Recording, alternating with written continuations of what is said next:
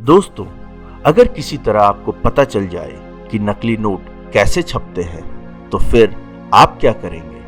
आप में से कई लोग सोच रहे होंगे, अगर ऐसा हो गया तो हमारी बल्ले बल्ले हो जाएगी। लेकिन असल में ये इतना आसान भी नहीं है। स्वागत है आपका हमारे चैनल VXBL द जूस में। यहाँ पर आपको मिलेगा सिर्फ और सिर्फ फैक्ट्स, वो भी अनलिमिटेड।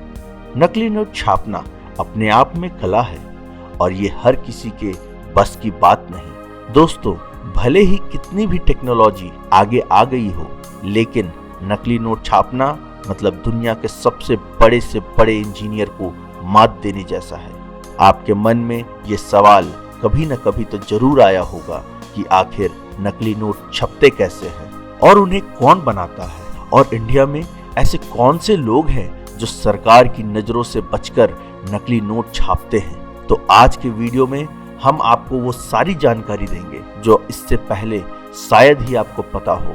इसलिए बने रहिए हमारे साथ वीडियो के अंत तक। अगर आप हमारे चैनल पर नए हैं तो चैनल को सबसे पहले सब्सक्राइब करें और बेल आइकन को क्लिक करें ताकि आप तक हमारी वीडियो सबसे पहले पहुंच पाए। सबसे पहले हम आपको बता दें, FTF फाइनेंस एक्शन फोर्स ने 2013 में एक रिपोर्ट जारी की थी, जिसके मुताबिक नकली नोट छापने के मामले में भारत दुनिया में 9वें नंबर पर आता है। और तो और एक रिपोर्ट के मुताबिक इंडिया में चल रहे 2000 के नोट में से 56% नोट नकली हैं। इसका मतलब अगर आपकी जेब में 4 2000 के नोट मौजूद हैं तो हो सकता है उसमें से 2 नोट नकली हों। लेकिन घबराइए मत, इन नोटों से आप मार्केट में सामान खरीद सकते हैं, क्योंकि नकली नोट छापने वाले लोग आम इंसान से कहीं ज्यादा चालाक होते हैं। आपको ये जानकर हैरानी होगी कि 5 ऐसे तरीके हैं जिनमें कोई भी आम इंसान नकली नोट छाप सकता है। लेकिन क्या ये मुमकिन है? आपको पता होगा, नोटबंदी के बाद मार्केट में नए 500 और 2000 के नोट आने लगे। कुछ भाई लोगों ने नकली नोट छापना शुरू कर दिया। इसलिए एक रिपोर्ट के मुताबिक आज भी भारत में 2000 के कुल नोटों में से 56% नोट नकली है। लेकिन अब बात ये आती है कि भला वो कौन से लोग हैं जो इतने सारे नकली नोट छाप लेते हैं। अब आप सोच रहे होंगे कि नकली नोट छापने वाले लोग बहुत ही पढ़े लिखे होंगे और होनहार होंगे, लेकिन दरअसल ये सब बेवकूफ और कामचोर लोग होते हैं, जिन्हें जेल की हवा भी अच्छी लगती है। ऐसे लोगों की वजह से देश में भ्रष्टाचार फैलता है। और आपको यह जानकर हैरानी होगी कि देश के लगभग हर बड़े शहर में कोई न कोई नकली नोट छापने वाले मिल ही जाएंगे। हमारे देश में केवल 4 प्रिंटिंग प्रेस है जहां नोटों की छपाई होती है। पहला देवास, दूसरा नासिक, तीसरा मैसूर और चौथा सलबोनी। RBI का साफ साफ कहना है कि इन 4 प्रिंटिंग प्रेस के अलावा अगर कहीं भी नोटों की छपाई की जाती है तो उन्हें जाली नोट माना जाएगा, भले ही वो नोट असली क्यों ना हो। मतलब इन चारों प्रिंटिंग प्रेस से छपने वाले नोट ही असली माने जाते हैं। और इसके अलावा हैदराबाद, नोएडा, मुंबई, कोलकाता में भी 6 प्रिंटिंग प्रेस है जहां पर हमारे चिल्लर बनाए जाते हैं। चिल्लर मतलब सिक्के। खैर, इधर उधर की बातें काफी हो गई, अब वापस मुद्दे पर लौटते हैं। आखिर जाली नोटों की छपाई कैसे की जाती है? और भारत सरकार की माने तो 5 ऐसे तरीके हैं जिनसे जाली नोट छापे जा सकते हैं। Number 1, process forgery.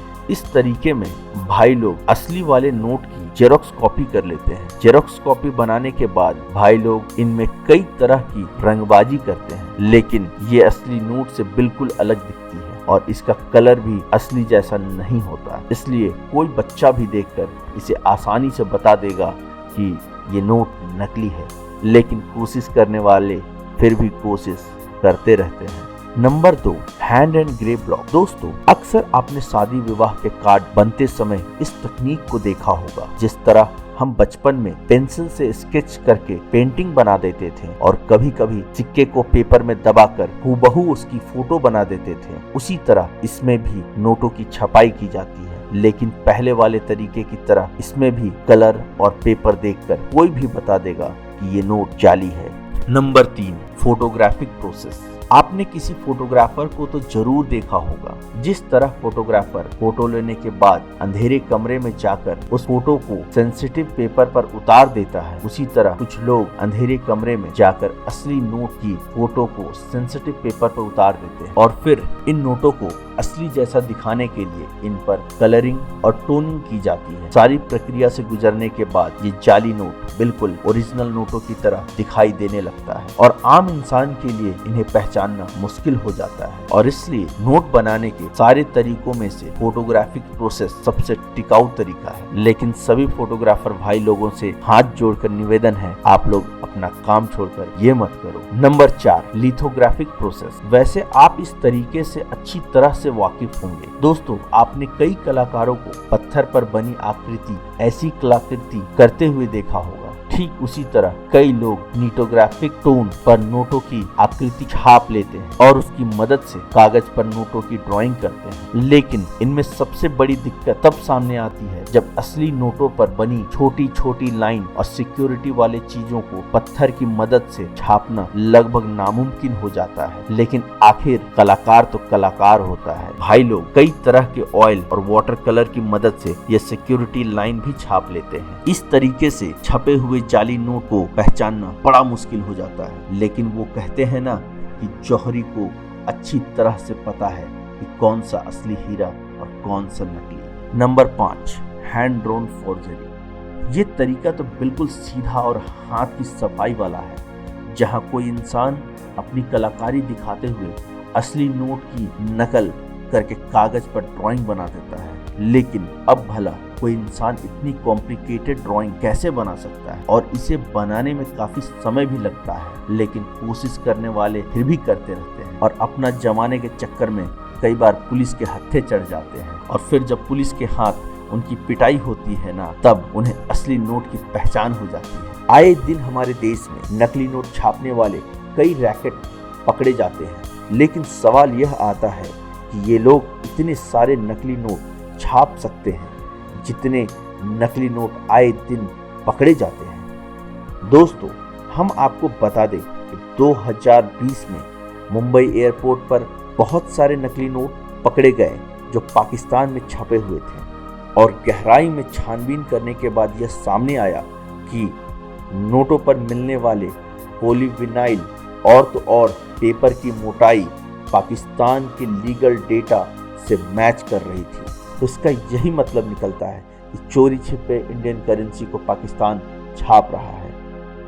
क्या आपको भी लगता है कि पाकिस्तान चोरी छिपे इंडियन करेंसी को छाप रहा है? कमेंट करके जरूर बताइएगा। अगर आपको वीडियो अच्छा लगा हो तो वीडियो को लाइक करना, शेयर करना और चैनल को सब्सक्राइब करना ना भूलें। आज के लिए बस इतना ही। बने रहिए हमारे साथ, फिर मिलेंगे अगली वीडियो में कुछ नई जानकारी के साथ। तब तक के लिए धन्यवाद।